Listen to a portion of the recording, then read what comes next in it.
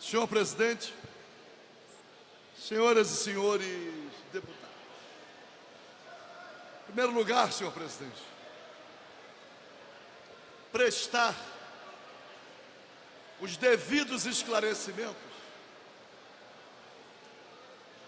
em relação ao impasse com o qual estamos convivendo na Assembleia Legislativa. Antes do primeiro turno da eleição, esta Casa aprovou um dispositivo que retirava a possibilidade definitiva, pelo menos nessa legislatura, a possibilidade de privatização da SEDAI. 54 senhoras e senhores deputados compareceram e todos os presentes, à unanimidade, todos votaram favoravelmente à preservação da SEDAI como empresa pública estatal e indivisível.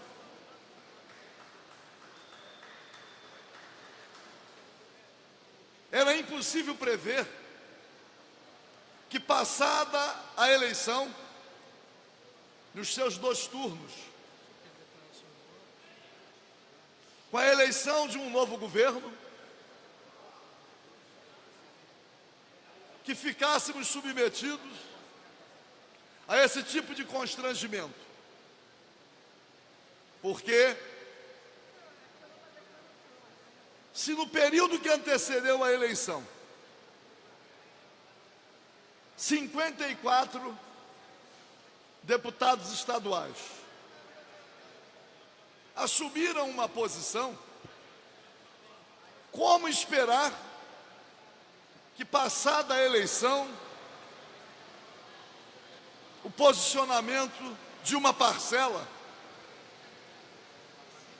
fosse modificado? Existe uma expressão, deputado Eliomar Coelho, estelionato eleitoral. Será que aqueles que agora assumem um posicionamento que contraria o posicionamento anterior poderão ser rotulados de estelionatários eleitorais? Porque todas as preocupações explicitadas agora também estavam presentes no momento anterior. Por outro lado, o governador eleito, que será empossado aqui neste plenário, no dia 1º de janeiro de 2019, tem proclamado aos 4 ventos, aliás, inclusive, através da manifestação daqueles que estão aqui no exercício do mandato e que o representam, que está disposto a não privatizar a SEDAI. Se do período que antecedeu a eleição até hoje houve uma mudança de posição, como é que nós podemos acreditar na sinceridade daqueles que mudaram de posição, mas que agora tentam restabelecer o compromisso? Eles querem manter o veto, eles querem deixar aberta a possibilidade da privatização da SEDAI, mas dizem que não querem privatizar. Há um contrassenso, uma incoerência. É preciso dizer que o futuro presidente da República vai criar uma secretaria destinada exclusivamente a tratar de privatizações. E o governador eleito, que tomará posse em janeiro próximo, subscreveu com vários governadores um documento onde solicita ao futuro presidente da República que precarize a estabilidade do servidor público. Isto é, de um lado assume um posicionamento antiliberal na defesa da SEDAI como empresa pública, mas com a outra mão sinaliza com a visão que vem sendo predominante do Estado mínimo. Não sei. A grande questão, senhor presidente, é que nós não podemos recuar. Nós não podemos de forma alguma. Aqueles que permanecem coerentes com a votação anterior, agora acreditar nesse falso terrorismo, que a afirmação agora é que os regimes de recuperação fiscal passaria a correr risco. Isto é, nesse último mês de governo Temer, o regime de recuperação judicial, tendo em vista a preservação da SEDAI, o regime de recuperação fiscal poderia ser denunciado pelo governo federal. Ora, quem é que pode acreditar nisso? É uma mentira que não se sustenta. Que não se sustenta. E aqueles que continuam coerentes com a posição anterior também não podem contribuir com a manutenção do veto, estando presente na votação, sabendo da certa derrota. Completa o quórum e é derrotado. Seria o voto do idiota. Então, senhor presidente, tenho certeza absoluta que uma parcela bem majoritária daqueles que antes da eleição votaram pela preservação da SEDAI como empresa pública, esta parcela vai se manter coerente, já está demonstrando isso aqui. E o governo, o futuro governo, que assuma a responsabilidade através da presença e do voto daqueles que pretendem lhe dar sustentação, completando o quórum e decidindo. E nós não podemos também, diante dos demais vetos e das demais matérias pendentes de votação, nós não podemos nos submeter. Que o futuro governo, este sim, e a bancada que o representa aqui, que eles assumam a responsabilidade. Porque temos matérias importantes a votar, além dos demais vetos, temos o orçamento, a prorrogação da calamidade pública. Claro que são matérias importantes. Mas quem tem que ter a responsabilidade? Somos todos nós. Qual a razão? Eu não consigo encontrar nenhuma explicação para a resistência em relação à derrubada do veto. Qual a razão? Se o futuro governador assume o governo no dia 1º de janeiro, ele foi eleito para governar. Eu acredito que ele, ao assumir o governo, já estará contando com um suporte de alto significado para ele cumprir com o compromisso de não privatizar a SEDAI. Ele já terá essa sustentação política e essa sustentação legal. Sustentação política em função de sua palavra e dos parlamentares que estarão aqui exercendo o mandato. E sustentação legal pela retirada da lei da possibilidade de privatização da SEDAI. Ao contrário, a derrubada do veto fortalece a posição do futuro governador, que não quer, segundo ele próprio diz, privatizar a SEDAI. É exatamente o contrário.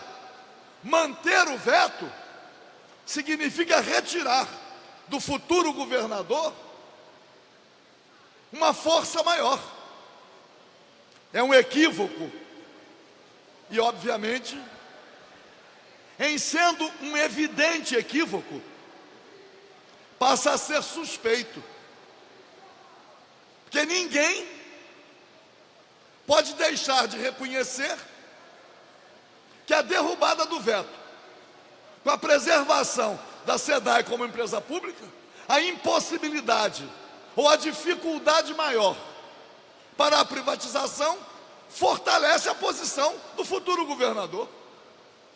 Então, senhor presidente, eu venho a esta tribuna, obviamente, para discutir o veto total aposto ao projeto de lei de autoria do deputado Felipe Soares e tio Carlos, que dispõe sobre a criação do aplicativo Jovem Protegido para o encaminhamento de denúncias de violações aos direitos da criança e do adolescente. Sabemos que as crianças e adolescentes têm sido vítimas de todo o azar, de toda a sorte de violência, de todo o azar de violência. E os autores do projeto têm a intenção de criar mais um mecanismo protetivo. Eu confio, até porque já faz parte do acordo, eu confio na derrubada desse veto. Este veto será derrubado, sem nenhuma dúvida. Já há acordo para a derrubada desse veto. E ele será derrubado. Só não teremos a possibilidade, acredito eu, de apreciar esse veto se a bancada do futuro governo, já representada nesta casa, não concordar com a derrubada do veto em relação à SEDAI. Se houver esse acordo, em um dia teremos a oportunidade de votar toda a pauta, todo o acordo em relação aos vetos que serão derrubados, os vetos que serão mantidos. Teremos a possibilidade de votar no mesmo dia a prorrogação da calamidade. No mesmo dia votaremos também o orçamento. Por quê? Tudo poderá ser feito na base do acordo. Já há acordo em relação a tudo. Só há a resistência da bancada do futuro governador em relação à proteção que a SEDAI merece, em homenagem aos interesses maiores da população do estado do Rio de Janeiro. SEDAI pública, estatal e indivisível. Por favor, deputado. Então, eu acredito, senhor presidente, e acredito sinceramente, acredito mesmo, que o bom senso vai prevalecer, que o futuro governador está ciente que a recuperação fiscal, o acordo assinado com o governo federal, não corre nenhum risco, mas nenhum, ainda mais considerando a aliança que existe entre o governador futuro e o futuro presidente da República. E que derrubar o veto significa fortalecer a posição que ele tem proclamado, a defesa da SEDAI, a luta contra a privatização. Superado esse obstáculo, poderemos aqui caminhar para concluir essa legislatura, não com alegria. É impossível concluir essa legislatura com alegria, principalmente considerando os riscos a que está submetido o Estado Democrático de Direito. Muito difícil. O Estado Democrático de Direito está sob ameaça. Estamos constatando a exacerbação do Poder Judiciário, a intervenção em outros poderes, o descumprimento claro da Constituição. Então, senhor presidente, que tenhamos a serenidade necessária, que tenhamos a capacidade exigida de compreensão para que possamos também, além da defesa da SEDAI, defender o Estado Democrático de Direito, defendendo a Constituição, conquistas que exigiram a luta e o sacrifício de muitos. Portanto, senhor presidente, vamos caminhar, e eu vou permanecer na tribuna, que eu não sei, porque eu vou discutir todos os demais vetos. Não sei se algum parlamentar vai se dispor a discutir os demais vetos, mas eu tenho que dizer que o que eu quero mesmo é ganhar tempo para evitar que tenhamos a possibilidade, com qualquer velocidade, de votar todos os demais vetos. Porque depois da discussão não haverá mais possibilidade de fazê-lo e nos transformaremos numa máquina de votar a partir da chamada, da colocação em votação pelo presidente. Então, eu quero tentar levar esta sessão até às 17 horas, de modo a fazer com que a discussão sobre os vetos restantes não seja esgotada, porque a resistência está exatamente aí. Se queremos afirmar a defesa da SEDAI, temos que dar todas as demonstrações de que não vamos concordar com a celeridade no processo de votação. Pois não, deputado doutor Juliano? Deputado Paulo Ramos. Deputado Julianelli, Vossa Excelência quer discutir? Não. Uma parte. Que o tempo do... É rápido, uma parte, só uma parte. Dizer, deputado Paulo Ramos, que eu concordo com Vossa Excelência, que há necessidade de discutir, concordo com a estratégia que Vossa Excelência está tomando e eu estarei sentado aqui para escutá-lo e ajudá-lo no que for preciso nessa luta. Parabéns. Muito obrigado. Deputado doutor Julianelli, solicitar a Vossa Excelência para descansar um pouco as minhas cordas vocais. Vossa Excelência também se inscrever para discutir outros vetos.